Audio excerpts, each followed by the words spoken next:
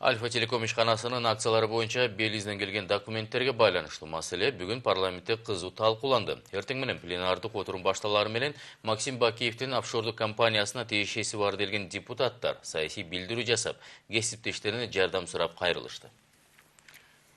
Алар бул жаңжалды иликтөө үчүн парламенттик комиссия түзүүнү сунушташты. Түштөн кийин болсо атайын кызматтар аркылуу белизден келген документтер коомчулукта чоң чуу жараткандыктан УКМКнын төрагасы менен башкы прокурор да парламентке чакырылды. Жогорку кеңештин бүгүнкү отурумунан Элизат Эркинтурдун материалы.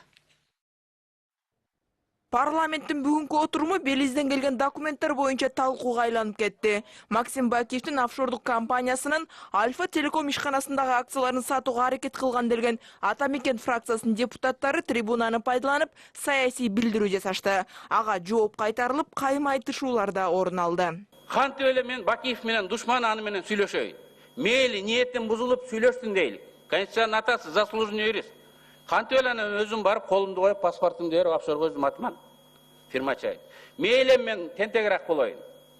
Юстиция министри менен ген прокурор мен артыман ээрчип барып тиге барып ошол жерден тиге өзүлөрүнүн фамилиялары менен офшор ачабы. Эми менин сиздерге кайрылуум. Биз дагы жөн отуруп алганыбыз болбойт. Келгиле депутаттык комиссия түзүп иликтейлик. Интерполго кайрылып чын эле жана атасы алган адамдар офшорго компания ачыптырбы, ошол жакка барып текшерип келсин. Биз макулдугубузду берип, ишеним катын берелик. Ким күнөөлүү болсо жазалансын. Тергөө иштери башталып калса, азыр ал боюнча маселе жок да, тергөө иштери башталып, жөн эле териштирүү иштери болот да. Анан тергөө иштери башталып калчу болсо, анан ошонун жыйынтыгы менен бул аныкталат го. Дайыр Кыргызда бир жакшы макал бар. Өмүрбек Черкешевич, мындай капа болбоңуз. Ууру тойгончо жеп, өлгөнчө карганат деген сөз бар. Андан көрө ошол жерге чыгып каргангандан көрө ошол прокуратурага барып туруп, түшүнүктү берип туруп, өзүңүздүн укугуңузду ошол жерден коргобойт белеңиз. Мен караганган жокмун. Эми бул ким эми жооп бере турган акыйлашып? Мен президенттин өкүлүмүн. Президент өкүлү болсоң эмне кылайын? Регламентте бар бекен? Бар. Дегеле ушул парламенттин башын жута турган ушул саясий интригалар болот. Ушинтип саясий куралга айлантып атабыз. Эгерде чындыгыңар бар болсо, чыгып туруп маалымат бар да. Ошол жактан айтып бергиле. Бирок Кыргызстанда эл билет да, кимдин рейдер болгон, кимдин мародер болгон, ачиттин артын сугут жалайт деп коет Кыргызда. КГБдан сурайбыз обязательно. Далилденбесе жооп берет. Жооп бериш керек. Иликтегендер да эгерде ачык айкын иликтебесе алар да жооп бериш керек. Фальсификациялуу документтер, подтасованныйбы, же матрешка гейтпи, анын баардыгын убакытта тастыктайт. Мегаком боюнча талаш тартыш кылып атат, бирок бир нерсени чындыкты айтып коюш керек. Ким сатты деген, же ким сатууга жол ачты деген маселелер ошол жерде талкууланып атат. Мен билгени, Мегакомдун азыр түрмөдө отурган генералдык директору Мурзалиев Азамат деген жигит генерал директор болгондо Мегакомго 100%, Мегакомдун 100% мамлекеттик болуш керек деп сотко иск берген экен. Мына ошол биринчи кадам жасап, чындап эле мамлекет үчүн күйгөн экен, бүгүн кайда турат? Айрым прокурорлордун аракети мененби чыгса, бүгүн түрмөдө турат. Балким ошону да касып көрсө, бир нерселер чыгышы ыктымал деп ойлойм. Чында жаңы Өрбек Чиркешев айтканда 2005-жылы мен да одномандатныйдан шайланып келгенде бул окуя күбө болгом да, жана матрешка гейт менен күбө болгом бул маселе боюнча. Мен ойлойм, бул болсо бүгүнкү мындай парламентте 6 партиянын бир партиясы элдин добушуна ээ болуп келгенден кийин ошо партиянын лидерине өтө мындай чоң күнөө коюлуп аткандан кийин чоң күнөө коюлуп атат. Ошон үчүн менин сунушум мындай да, мен билбейм ким кайсыл тарап туурадыр. Аны болсо бардыгы жана следствие аныктайт да, следствие аныктайт. Бирок бул чоң күнөө. Мегакомду силер билесиңер. Мен болсо биринчи вице премьер-министр болуп турган кезимде деле ошондо Силичти коргогондо билебиз ген прокуратура ким жетектеп турганын. Билебиз, Мегакомдун аркасында ошондо спикер болуп, мына Чыныбек Акунчтун ордунда отурган адам келип алып туруп, Россиялыктардын депутаттарын келип туруп, бу жерде пресс-конференция бергенин билебиз. Менин аркаман ошондо комиссия түзүп туруп, мени күнөөлөгөн, биринчи вице-премьерди күнөөлөгөн, урматтуу депутаттар. Россиялык компания офшордун өкүлүн комиссия киргизгенин да билебиз. Менин сунушум мындай чыныгы боюнча. Siz жаңы туура айтып кеттиңиз протоколго. Мен да сизди жакшы түшүнүп атам. Бирок бардыгыбыздын өмүрүбүз өтөт.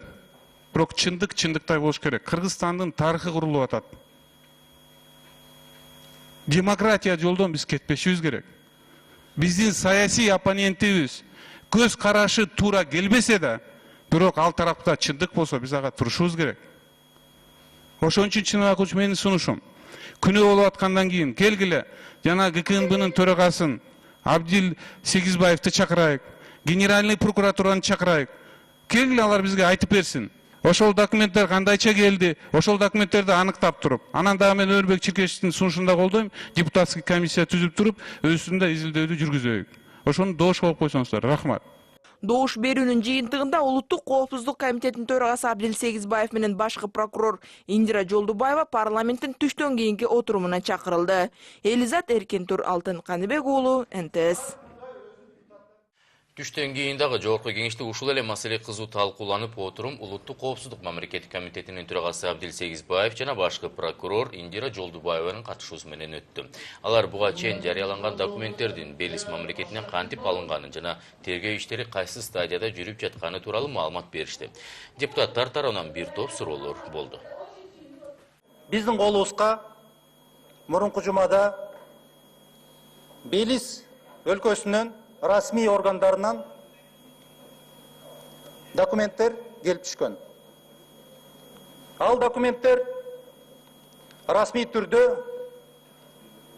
апоксил түрүндө тастыкталган. Мен түшүнүп атам. Кандай бир адамдардын, саясатчылардын кызыкчылыгына бул катуу тийген болуш керек. Аброюна катуу тийген болуш керек. Ошондуктан ар кандай суроолор пайда болду. Биз бул документ колго түшкөндөн кийин, бул апостилди аныктагандан кийин түзмө-түз өзүбүздүн президентибиздин колуна тапшырдык. Президент болсо эч кимди күнөөбөстөн, ал жерде бир да депутат, бир да саясатчынын аты аталган жок. Түзмө-түз башкы прокуратурага, мына Индира Спаевна бул жерде турат, ага тапшырып берип атат. Урматтуу Индира Спаевна, мына документтер Улуттук коопсуздук комитетинен келип атат. Буну аныктагыла. Кайдан пайда болду?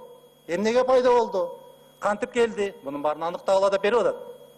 Эгерде бул жерде мыйзам бузуу болсо, анда мен жооп берейин.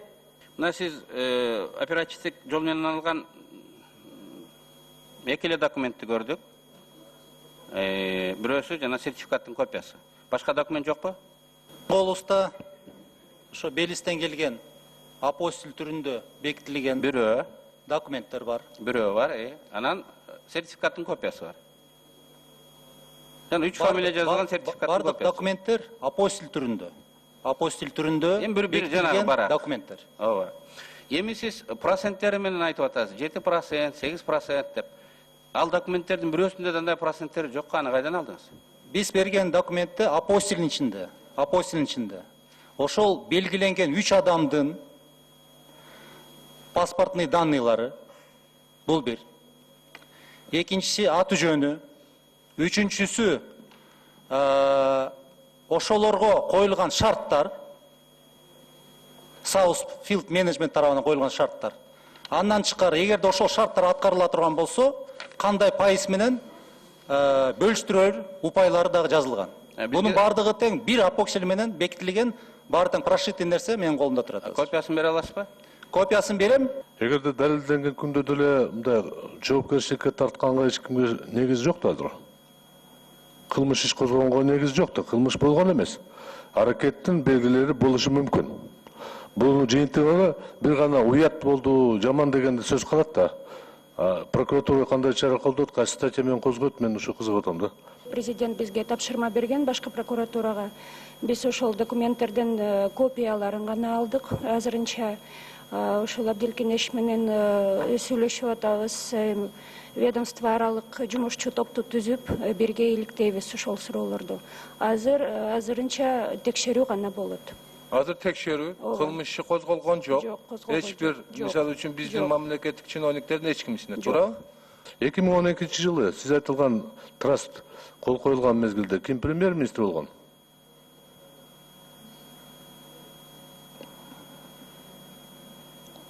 Исаев Сантач, кечиресиз, мен бул суроого даяр эмесмин жооп берүүгө. Тактап туруп сизге жооп берейин. Урматтуу депутаттар, биякта Исаак Автоматович тиги Абдил Кеңешевичке айтып кетпеди, ким премьер-министр болгон деп.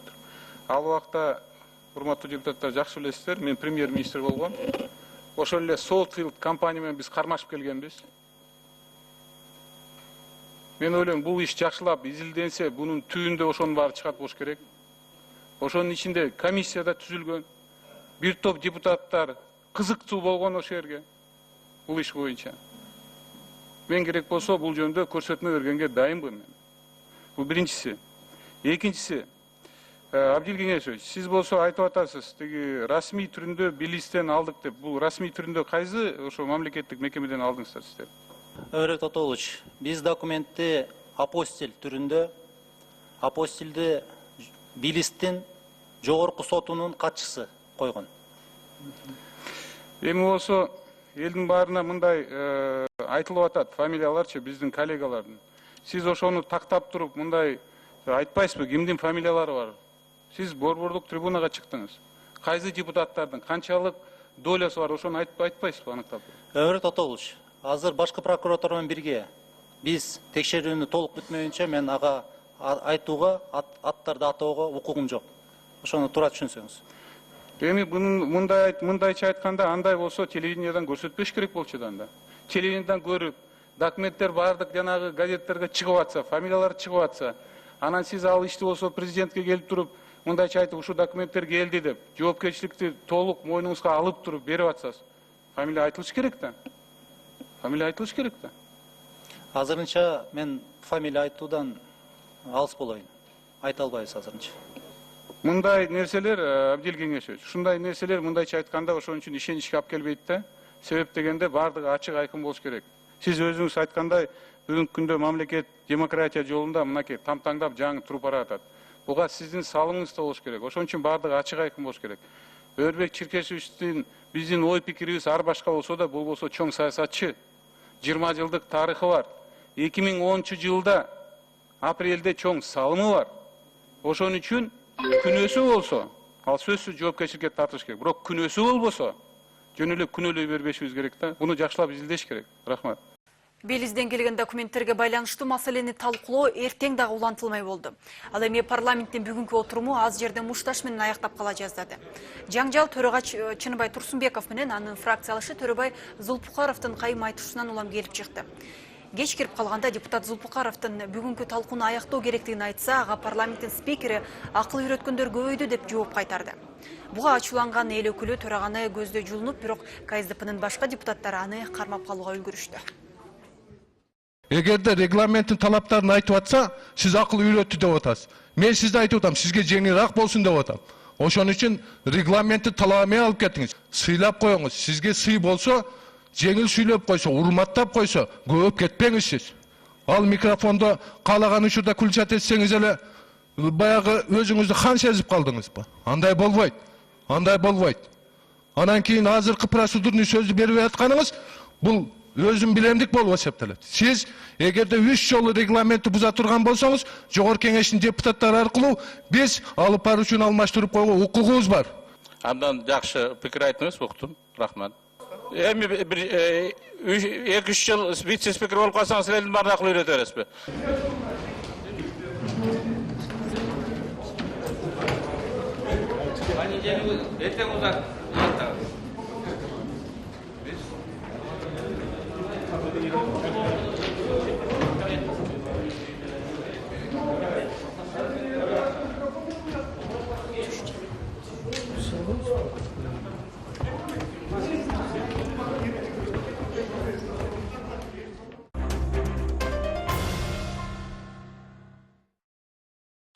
Бишкек Карабалта жолун курууну кайрадан эле кытайлык компания ишке ашыра турган болууда. Бул тууралуу транспорт жана жолдор министрлигинин өкүлдөрү билдиришти. Анткени долбоорго каражат бөлүп бере турган Азия өнүктүрүү банкы дал ушул кытайлык компанияга артыкчылык берүүдө. Жеке булактардан түшкөн маалыматтарга караганда, эгерде бул талап аткарылбаса, тийиштүү сумма бөлүнбөй турганы ачык эле айтылыптыр. Бирок мекеме жетекчилиги эл аралык каржы булагынан эч кандай кысым болбогонун айтып, бул маалыматты четке кагууда. Эске салсак, буга чейин коррупцияга каршы кызмат мурдагы транспорт жана жолдор министри Замирбек Айдаров тендердик комиссияга таасир этүүгө аракеттенгендигин кине койгон. Бул ишти учурда башкы прокуратура текшерип жатат. Транспорт министрлигиндеги соңку жаңжалдар тууралуу Нурзада Сыдыкбекова айтып берет. Бишкек Кара-Балта жолун куруу боюнча тендерге байланыштуу көптөгөн жаңжалдарга карабай, кайрадан эле Кытайлык China Railway компаниясы долбоорду ишке ашыра турган болуп калды. Бул тууралуу кече транспорт жана жолдор министринин орун басары билдирди. Азия өнүктүрүү банкы эгерде $70 миллион сунуштаган Кытайлык компания долбоорду ишке ашырбаса, анда акча бөлүнбөйт деген шарт койгон. Ал турга Бишкек Кара-Балта жолунан тышкары дагы башка бир долбоордон баш тарта турганын кыйытышкан. Ал проект $100 миллион түзөт экен. Мындан улам тендердик комиссиянын көпчүлүк мүчөлөрү Кытайлык компанияны колдоого аргас болушкан айтылууда. Бирок жаңы дайындалган транспорт жана жолдор министри Азия өнүктүрүү банкы тарабынан эч кандай кысым болбогонун билдирүүдө. Эч кандай угроза жок. Аны мен мындай ответственно заявляю. Просто жанакы биз Азия өнүктүрүү банкы менен биздин Кыргызстандын мамлекети жанакы келишим түзгөндө ортодо кандай процедуралардын мөөнөттөрү өтүп кеткен. Ошол мөөнөтүнө гана алардын каршылыктары бар. Эгерде жанактай спорный момент түзүлүп калган болсо, анан кийин контракттын баасы 40 миллиондон ашып кетсе, өздөрүнүн ичинде Манилада өзүнүн штаб-квартирасында дагы бир комиссиясы бар экен. Ошол комиссияда карап чыгып, ошол комиссиядагы мына международный консультант дагы ошол 70 миллион берген компанияга ушу берилсин деп чечим чыгарып берген экен. Эске салсак, буга чейин мурдагы транспорт министри Замирбек Айдаров жол курууга Насияны бөлүп жаткан Азия өнүктүрүү банкынын утуп чыккан тараптан 20% банктык кепилдик сураган катын China Railway'ге жиберип, алардын жообун кайра эл аралык банкка жөнөткөнү ачыкка чыккан. Тендердик комиссиянын чечими чыгарып жатып эле бул кадамга барган министрдин аракети кысым көрсөтүү катары бааланып, коррупцияга каршы кызматы бул ишти башкы прокуратурага өткөрүп берген. Учурда башкы көзөмөл органы тарабынан бул иш териштирилип жатат. Мындай жагдайга карабастан Бишкек Кара-Балта жолун куруу Кытайлык компанияга берилип жатышынын өзү депутаттык комиссиянын мүчөлөрүн да таң калтырууда. Тендердик комиссиянын чечими биз $70 миллион ошол China 5 компания дегенге бербегенге биз каршыбыз, бербейбиз деп атканда, анан кандай бир себептер менен кече берип салганын мен так маалыматым жок экен. Бул боюнча эми бул Кыргызстандын кызыкчылыгы үчүн иликтөө иши обязательно жүргүзүлүш керек. Акыркы убакта транспорт жана жолдор министрлиги улам бир коррупциялык жаңжалга кабылууда. Кече жакында эле мекеменин жетекчисинин мурдагы орун басары Эрнис Мамыркановго башкы прокуратура тарабынан кылмыш иши козголду. Ал кызматтык абалынан кыянаттык менен пайдаланган жана мамлекеттин кызыкчылыгына каршы сатып алуулар келишимин түзгөн деп айыпталууда. Маалыматтарга караганда Эрнис Мамырканов бааларга эч кандай мониторинг жүргүзбөстөн эле программалык камсыздоону иштеп чыгуу боюнча сынагы жок келишим түзгөн. Аталган келишимге ылайык жогорудагы жеке ишкердин эсеп счетуна 1 миллион сомдон ашык өлчөмдөгү бюджеттик акча каражаттар которулган. Ал эми башка ишканалардын берген маалыматы боюнча ушул сыяктуу эле кызматтарды көрсөтүүнүн баасы 300 000 сомдун гана тегерегинде болгондугу аныкталган. Азыркы учурда аталган кылмыш иши боюнча тергөө иштери жүрүүдө. Эң кызыгы сынактан мыйзамсыз тандалып алынган делген компаниялар кийин ишин улантып кеткен учурлар коомчулукка маалым. Белгилей кетсек, балыкчы корумдуу жолун куруу боюнча тендер көптөгөн ызы чуу менен коштолуп, мунун айынан ошол кездеги транспорт министри Аргынбек Малабаев кызматынан айрылган. Бирок мыйзамды бузуп, сынакты утуп алды делген Кытайлык Лонгхай фирмасы кийин жолду курууну улантканы белгилүү. Нурзада Сыдыкбекова, Александр Симонов, НТС. Мекемелер аралык комиссия мамлекеттик материалдык резервтер фонду тараткан унду пайдаланууга болбойт деген бүтүм чыгарды. Белгилей кетсек, буга чейин аталган фонддогу ун куртап кеткендиги тууралуу видео интернетке тарап кеткен болчу. Айрым депутаттар тарабынан атайын текшерүү жүргүзүлүп, комиссия түзүү сунушталган. Комиссия өз корутундусунда буга чейин социалдык мекемелерге таратылган ун малга тоют катары өткөрүлүп берилишин же жок кылынышы керек экендиги белгиленди. Мындан тышкары мамлекеттик материалдык резервтер фондунун номер 1 борбордук базасында желдетүүчү жабдыктарды орнотуп, кампанын нымдуулугун жана температурасын каттап турган журнал түзүү керектигин сунуштады. Азыркы тапта комиссиянын жыйынтыгы ветеринардык жана фитосанитардык көзөмөлдөө департаменти жана экономикалык кылмыштарга каршы күрөшүү мамлекеттик кызматы тарабынан иликтенүүдө.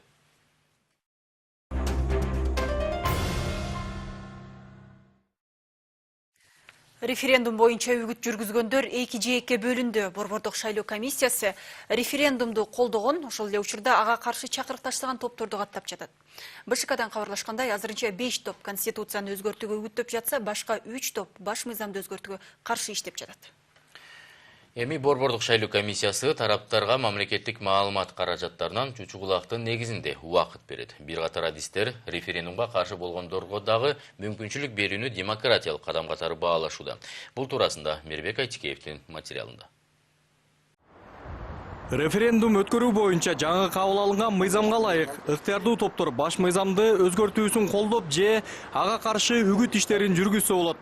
Мындан улам Борбордук шайлоо комиссиясы арыз менен кайрылган референдум өткөрүүнү колдогон 5 топту, ага каршы үгүт иштерин жүргүзгөн 3 топту каттоого алды. Шайлоо мыйзамына ылайык референдумду өткөрүү боюнча бардык каалоочулар үгүт жүргүзүүгө укуктуу. Үгүт топторуна мамлекеттик кызматтарда, диний жана эл аралык уюмдарда иштеген жарандар мүчө боло алышпайт. Ошондой эле топтун мүчөлөрүнүн саны 10 кишиден кем болбошу керек. Бул топтор өзүнүн өзгөчө ошол фонддорду уюштуруш керек. Ал фонддорду биз көзөмөлдөйбүз. Ошол фонддун каражаты бүт ошол үгүт жумуштун өткөргөн ошол жумуштарга пайдаланат да. Боршайком тарабынан ошол мыйзамдын аталган мыйзамдын чектеринен ошол үгүт топтор кандай өзүнүн жумуштарын өткөргөнүн биз көзөмөлдөп атабыз. Биз азыр каттоодон өткөрүп атабыз. Бүт баары ачык, айкын. Баш мыйзамды өзгөртүүгө каршы үгүт иштерин жүргүзгөн 3 топко жарандык коомдун өкүлдөрү, оппозициячыл саясатчылар жана өздөрүн мекенчил күчтөр деп эсептеген активисттер кирген. Эксперттердин баамында баш мыйзамды өзгөртүүгө каршы үгүттөө иштери Кыргызстандын соңку тарыхында биринчи ирет жүргүзүлүп жатат. Буга чейин бардык конституциялык реформалар бийликтин аны колдоого үгүттөөсү менен коштолуп келген. Демилгечилер, ошондой демилгечилер баягы элге тандоо мүмкүнчүлүгүн түзүп берет да. Анткени мисалы үчүн экөөбүз бирдей жактуу информация, маалымат уксак, ошону ойлойбуз да. Ал эми экинчи жактан да бир маалымат келсе, бул экөөнү баягы таразага салып, толук маалымат алып, анан өзүнчө өз алдынча чечим кабыл алынган түзүлөт да. Бул жагынан бул жакшы көрүнүш деп айтам. Борбордук шайлоо комиссиясынан кабарлашкандай, референдумга үгүт жүргүзүүнү каалаган жарандар 1 декабрга чейин кайрылса болот. Эгерде бардык талаптарга жооп берсе, аларга дагы атайын күбөлүктөр берилет. Эске салсак, баш мыйзамды өзгөртүү боюнча бүткүл элдик добуш берүү жергиликтүү кеңештерге шайлоолор менен бирге 11 декабрда өткөрүлөт. Мирбек Айтикеев, Бакыт Кошалиев, НТС. Кыргыз Телекомдун жетекчилигинин аракеттерине башкы прокуратура укуктук баа берет. Бул тууралуу интернеттин негизсиз кымбатташы боюнча түзүлгөн депутаттык комиссиянын отурумунда айтылды. Эске салсак, казак компаниялары интернет транзити үчүн бааны жогорулатууга ниеттенген. Ага башка провайдерлер каршы болуп жатканда Кыргыз Телеком ишканасы шектүү келишимге дароо кол коюп берген. Мындан улам аталган компания казакстандык өнөктөштөр менен жең ичинен сүйлөшүп алган деп айыпталууда. Бул маселе депутаттык комиссиянын отурумунда талкууланып, тиешелүү органдарга тапшырмалар берилди. Кененирээк Мерим Ташыбекова айтып берет. Интернетке болгон баанын негизсиз жогорулашына Кыргыз Телеком ишканасын айыптап келишет. Себеби алар казак компанияларынын айтканы менен болуп, интернет тарифин 3 эсеге кымбаттата турган келишимге кол коюшкан. Муну депутаттык комиссия мүчөлөрү мамлекеттик кызыкчылыктан жеке пайданы жогору коюу жана казакстандык компаниялар менен жең ичинен сүйлөшүү катары баалады. Бирок жоопкерчиликтен качканбы Айтор келишимге башкармалыктын төрагасы Эмиль Ишеналиев эмнегедир өзү кол койгон эмес. Эмне Храмсов келишимге кол коюш керек беле? Жок. Анда эмнеге буйругуңузду даярдап берди, келишимге анда башкача подготовить проект. Договор деп жазышкан керек. Же берде заключить договор на закуп. Ну, эми сиздин буйругуңуз го. Өзүңүз берип атпайсызбы? Формулировкасы кичине туура эмес болуп калган көрүнөт. Кандай туура эмес болуп калат формулировка деген? Ее председатель правления Ишаналиев. Сиз тиги Храмсовго буйрук берип атасыз заключить депчи, өзүңүз жоопкерчиликтен качып атасыз, а бирок правленияда чечим кабыл алып атасыз, а биякта кол койгондон качып атасыз. Жоопкерчиликтен качпайм. Казакстандык компаниялар буга чейин транзит үчүн 1 мегабит интернетке $14 алып келишкен. Бирок интернет өткөрүүчү кабелдерди орнотууга көп чыгым кеткенин жүйө кылып, бааны $30 чейин жогорулатаарын айтып чыгышкан. Жеке менчик компаниялар бул келишимге кол коюудан баш тартып, тиешелүү мекемелер аркылуу маселени чечкенче Кыргыз Телеком бул келишимге кол коюп жиберген. Алгаш чырлуу документке кол койгондон кийин бул маселе формалдуу түрдө талкууланганы да күмөн саноолорду бекемдеди. 30 июлда кол койгонбуз. Жоқ, қол қойдыңыз, анам неге правлениеға салып қарап атасыңар? От бірінші августта 2 күннен кейін. Жоқ, андай емес. Иә. Андай емес. Қандай адам? Жоқ, адамды көміп қойғаннан жаназасына тұра отпайсыңар сіздер. Бул маалыматтар документте кашкайып көрүнүп турса да, Кыргыз Телекомдун жетекчиси таанууга аракеттенди. Эми бул маалыматты депутаттык комиссия эмес, башкы прокуратура териштирет. Бардык тиешелүү документтер башкы көзөмөл органына тапшырыла турган болууда. Мындан кийин Кыргыз Телекомдун жетекчилиги бул документке кысым көрсөтүү аркылуу кол койгонун жүйө кылып, мынча каражатты төлөөдөн баш тартаарын айтып чыкты. Келишим аткарылыш керек да, бул жерде эми баягы жөн эле төлөө коебуз деген. Бирден бир себеби да ушуну айтты да казактар. $1 миллион ашык карсы бар компаниялар бар силер.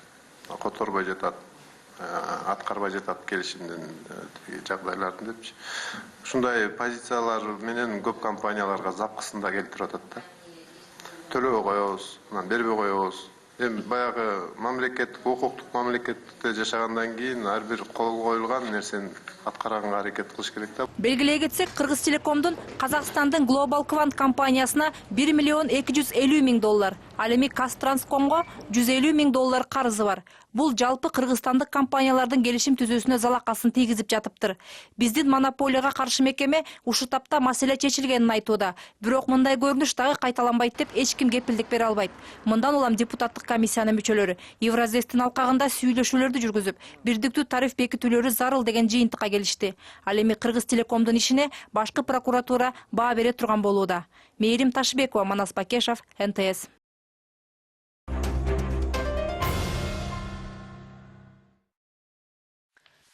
Аш тойлорду өткөрүүдөгү ысырапкорчулукка каршы жаштардан турган демилгечил топ түзүлдү. Алар бир тойдо эле оңдогон баш мал союлуп, чыгымдар өтө көп болууда дешет. Демилгечилер каржы катчылыгында тапкан каражаттын тойлорго чачпай, ал акчаны эки жаштын муктаждыктарына жумшоого үндөшүүдө. Бирок ошол эле учурда бул демилгеге каршы чыккандар да жок эмес. Алар бул көрүнүш илгертен келе жаткан каада салтыбыз дешет. Тарыхчылардын айтымында болсо, мында ата-андашуу илгери байлар арасында гана болуп келсе, азыр бири-бирине эрегишип, көп мал союп той өткөрүү адатка айланууда. Ысырапкорчулукту кантип тыйса болот деген суроого Рахат Жаныбекова жооп издеп келди. Белгилүү журналист Султан Жумагулов аш тойлордогу ысырапкорчулукту токтотуу керектигин айтып, байма-бай макала жазып турат. Ал жакында эле Нарында өткөн үйлөнүү тоюнда болуп, 14 саатта 50 чакты кишиге 15ке жакын кой, 1 жылкы союлган айтат. Анда 3-4 кой, 1 жылкынын эти желсе, калган устукандар коноктордун баштыктарына салынган. Өзү Нарындын Ат башы районунан болгон журналист учурда түштөндүрүү, кол чайкоо сыяктуу бир топ жаңы адаттар пайда болуп, ысырапкорчулук болууда дейт. Катканы катып калды. Таратылды. Ошондой ойлодум да, ушул 2-3 койду жеп туруп, калган койлорду мейли 5 миңден эсептеп туруп эле, жанагы баш кошуп аткан эки балага акча кылып берип койсо, карточкасын ачып туруп, банктын карточкасын ачып туруп берип койсо, 40-50 миң сом болмок экен, бериле дегенде. Ал экөө кубанмак, биздин деген биринчи үй бүлөлүк бюджетибиз бар депчи.